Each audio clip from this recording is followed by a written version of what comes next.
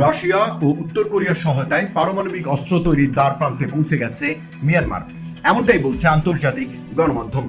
বাংলাদেশের পূর্ব সীমান্ত ঘেঁষা এই দেশটিতে ইতোমধ্যে স্মল মডুলার রিয়েক্টর স্থাপনের চুক্তি সই হয়েছে মস্কোর সঙ্গে। সামরিক বিশেষজ্ঞরাও বলছেন এটি বিদ্যুৎ প্রকল্প নয়, এটি আদতে বোমা বানানোর রোডম্যাপ। আর গোটা প্রকল্পটি রাখা হয়েছে আন্তর্জাতিক পরমাণু পরিদর্শন সংস্থা IAEA এর নজরদারির সম্পূর্ণ বাইরে। জান্তার পরমাণু লালসা অবশ্য নতুন নয়। 2 দশকেরও বেশি সময় ধরে এই স্বপ্ন লালন করে আসছে মিয়ানমারের সামরিক নেতৃত্ব। কিন্তু 2021 সালে জেনারেল মিং অং রক্তাক্ত অভ্যুত্থানের মধ্য দিয়ে ক্ষমতার শীর্ষে বসার পর সেই স্বপ্ন পরিণত হয় সুনির্দিষ্ট পরিকল্পনায়। আন্তর্জাতিক নিষেধাজ্ঞাকে পাশ কাটিয়ে একের পর এক মস্কো সফর, রুশ রাষ্ট্রীয় পরমাণু সংস্থা রোসাটমের সঙ্গে দফায় দফায় বৈঠক এবং ইয়াঙ্গুনে পরমাণু তথ্য কেন্দ্র স্থাপন সবই ছিল একটি বড় লক্ষ্যের দিকে এগিয়ে যাওয়ার ধাপ।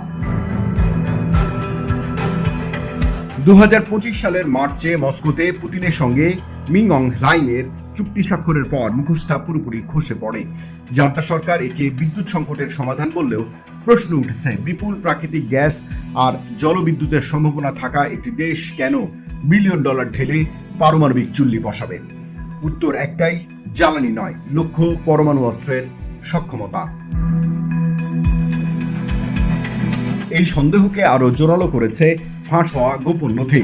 জান্তার দলছুট এক সামরিক কর্মকর্তা সাইথেন উইন শত শত নথি ফাঁস করে জানিয়েছেন, মান্দালের দুর্গম পাহাড়ি সুড়ঙ্গে উত্তর কোরিয়ার ইঞ্জিনিয়ারদের সহায়তায় চলছে প্লুটোনিয়াম নিষ্কাশন ও রিঅ্যাক্টর নির্মাণের কাজ।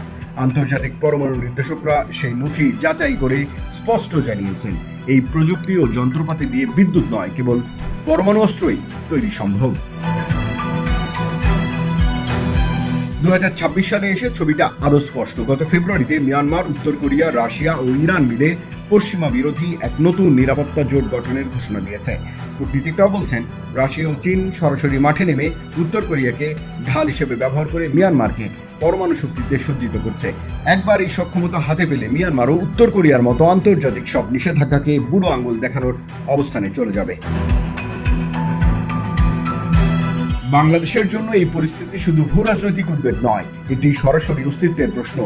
3 দিকে পারমাণবিক শক্তিধর ভারত আর একমাত্র বাকি সীমান্তে মিয়ানমার, যে দেশটির সঙ্গে রোহিঙ্গা সংকট নিয়ে বৈরিতা দীর্ঘদিনের। মিয়ানমার পারমাণবিক অস্ত্রের মালিক হলে বাংলাদেশ পুরোপুরি পারমাণবিক চক্রব্যূহে আটকে যাবে। প্রতিবেশী যখন বোমার দ্বার প্রান্তে, তখন বাংলাদেশের প্রতিরক্ষা নীতি ও কূটনীতিতে আমূল পরিবর্তনের কথা ভাবার সময় আর বেশি নেই।